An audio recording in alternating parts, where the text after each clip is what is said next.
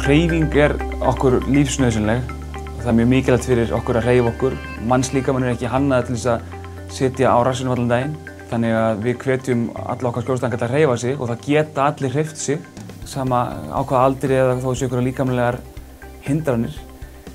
Og það bætir líðan bæði líkamlega og andlega og lengir einfaldlega líf bara.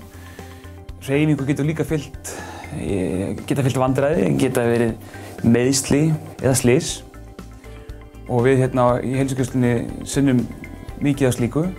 Hér ætti að vera fyrsti viðkomustaður fólks sem lendir í einhverjum skakkaföllum, hvort sem það smá tognun eða einhver verkur á einhvers staðar tengslum við íþróttaiðkun. Eða einfaldlega dettur á hnéð og fær skurð og þarf aldrei að sauma það. Þá sinnum við því hér. Og því sem við náum ekki að sinna hér, það sendum við sjálfsögðu áfram. Sjálfur hef ég talsvert mikið verið að sinna íþróttameðslum og slíku þar sem ég hef verið með FH í fótbolta núna í nokkur ár og séð þeirra meistaraflokk kalla.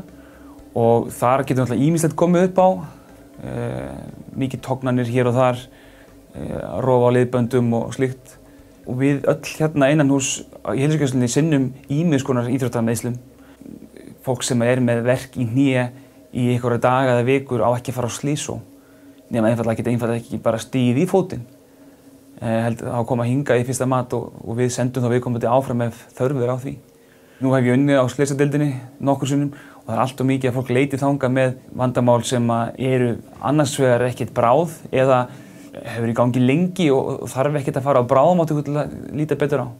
Og svo það líka með íþróttameðsli eða smá slys og slíkt að oft þarf að reyna einhverja meðferð og sjá hvað gerist. Hvort sem það eru lyf eða einhverjar umbúðir eða hvað það er. Og þá svo gott að geta farið aftur til sama aðila í endurmat seinna meir. Og ef það hafi ekki reynst vel þá var þetta að reyna eitthvað annað.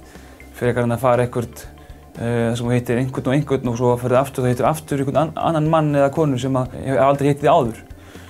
Hér í heilsugæslunni sendum við mikið af fólki til hinn og þessa aðila, til dæmis sjúkraþjálfara ef þess þarf. Við á Íslandi eigum mikið af góðum slíkum aðilum sem sinna svona málum með okkur.